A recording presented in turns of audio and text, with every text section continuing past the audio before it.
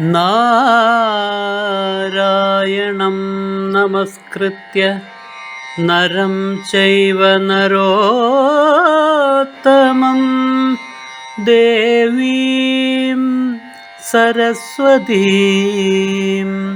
വ്യാസം തതോ ജയമുദീരയേ. അർത്ഥശാസ്ത്രമിദം പുണ്യം ധർമ്മശാസ്ത്രമിദം പരം മോക്ഷശാസ്ത്രമിദം പ്രോക്തം വ്യാസേനാമിത ബുദ്ധിനാ.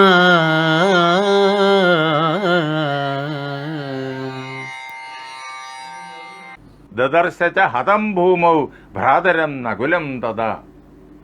തൻ്റെ സഹോദരനായിരിക്കുന്ന നകുലൻ കൊല്ലപ്പെട്ട് ആ തടാകത്തിൻ്റെ സമീപത്ത് ഭൂമിയിൽ വീണുകിടക്കുന്നത് കണ്ടു. ഇത് കണ്ട് സഹദേവൻ ആകെ ദുഃഖിതനായി തീർന്നു.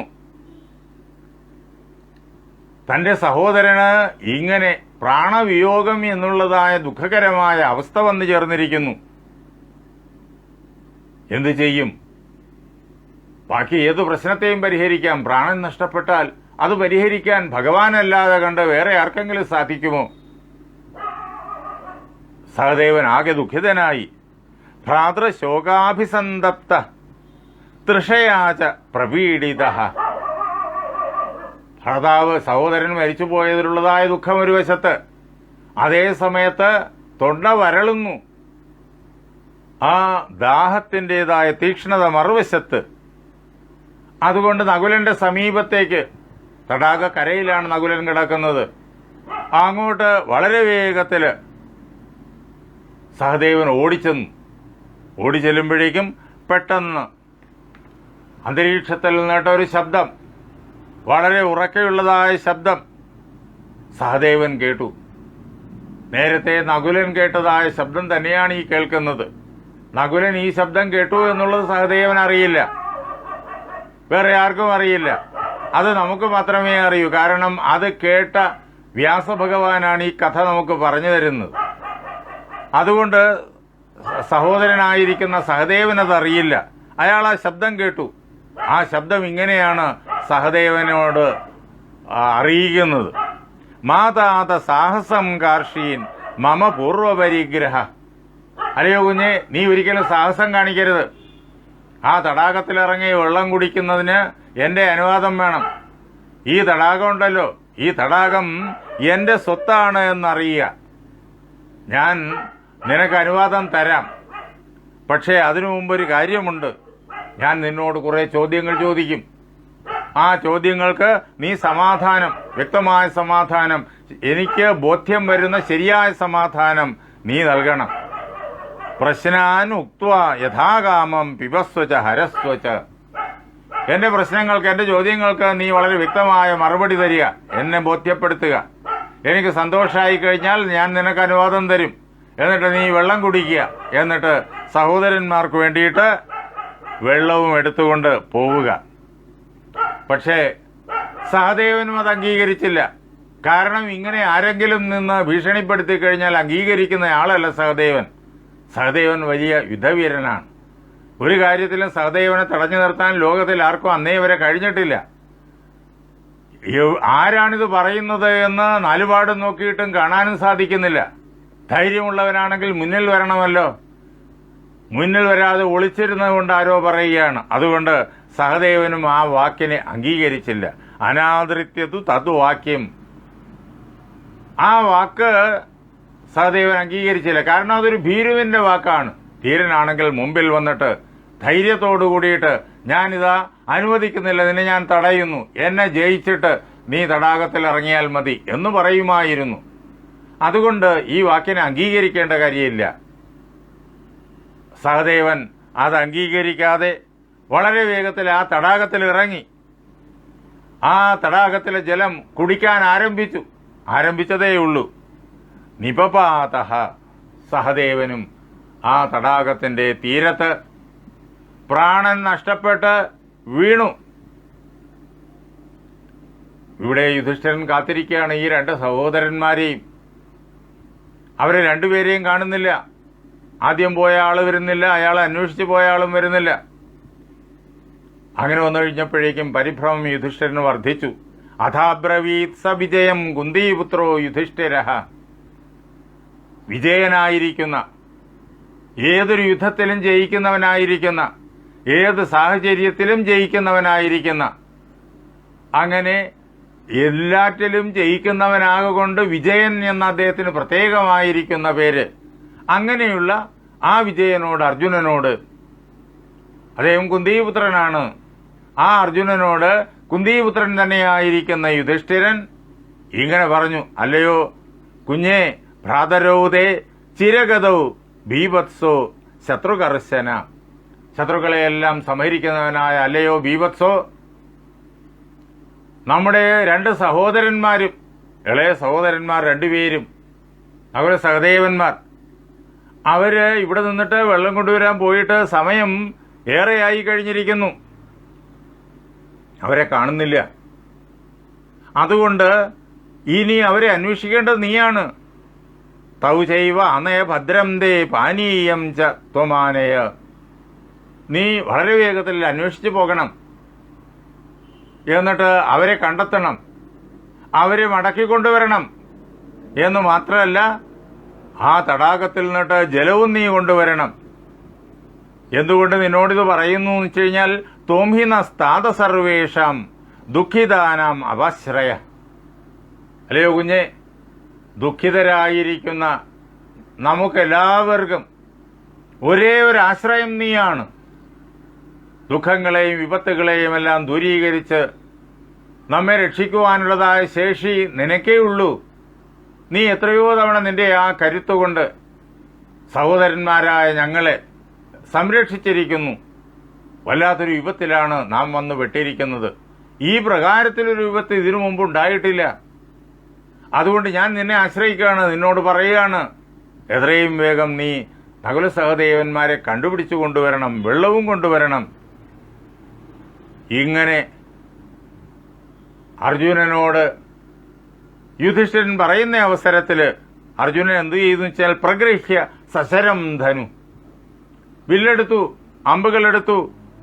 അതേപോലെ തന്നെ ആമുക്ത ഖഡ്ഗോ മേധാവി തത്സര പ്രത്യപദ്യത, വാളെടുത്തു.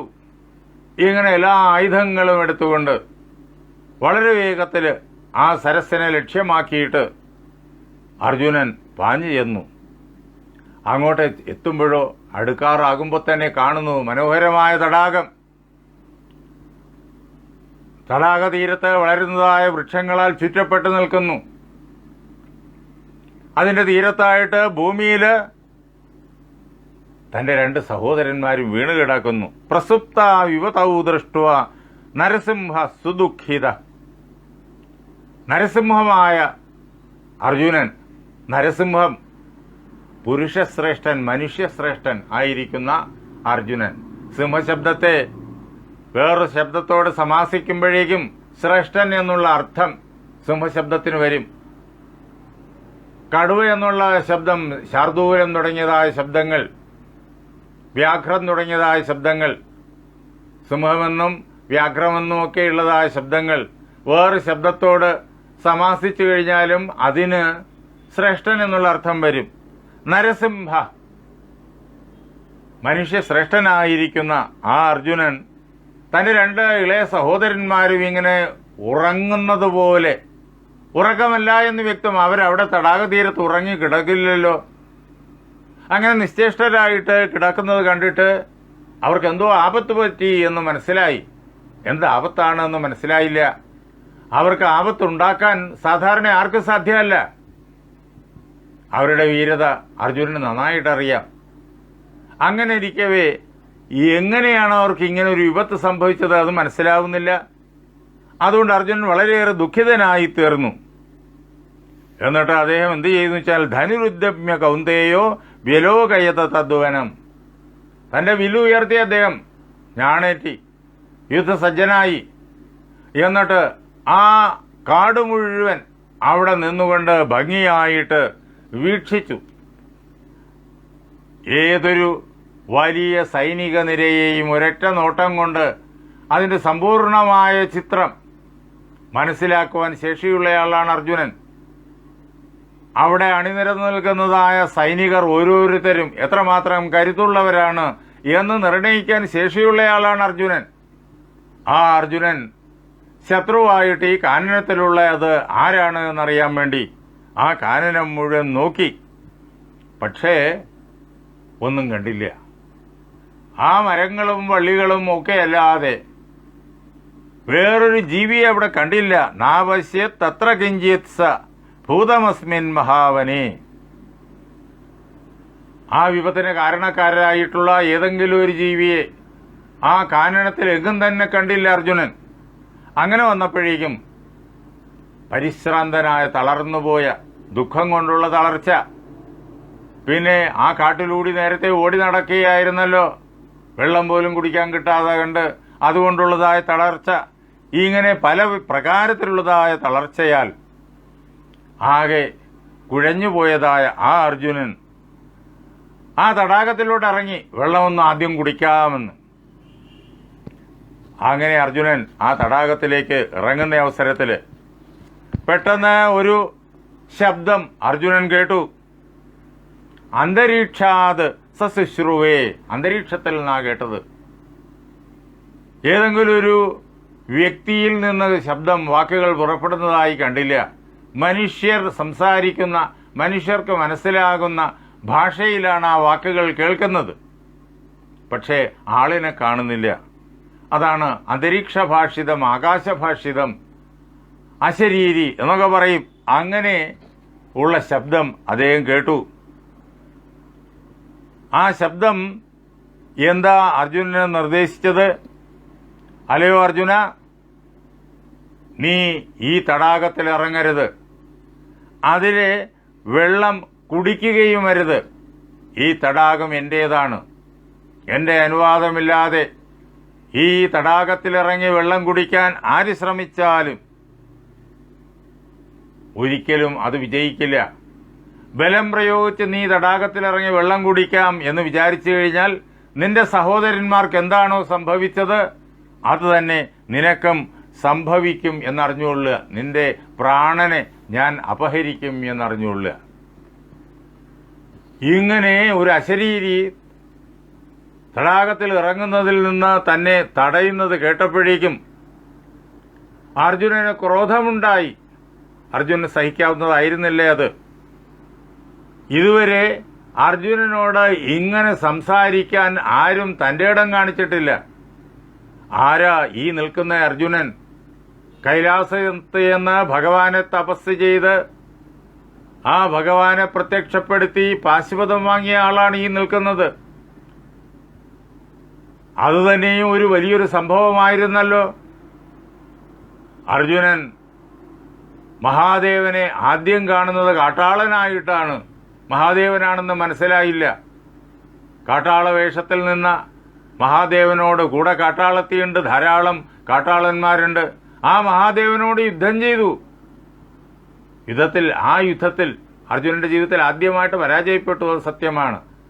പക്ഷേ ആ പരാജയം ആരിൽ നിന്നാണ് വന്നത്? മഹാദേവനിൽ നിന്നാണ് വന്നത്. മഹാദേവനെ കാണാനും മഹാദേവനോട് യുദ്ധം ചെയ്യാനും ഈ പ്രപഞ്ചത്തിൽ ഏതൊരു മനുഷ്യനാണ് ഭാഗ്യമുണ്ടായിട്ടുള്ളത്, കരുത്തുണ്ടായിട്ടുള്ളത്?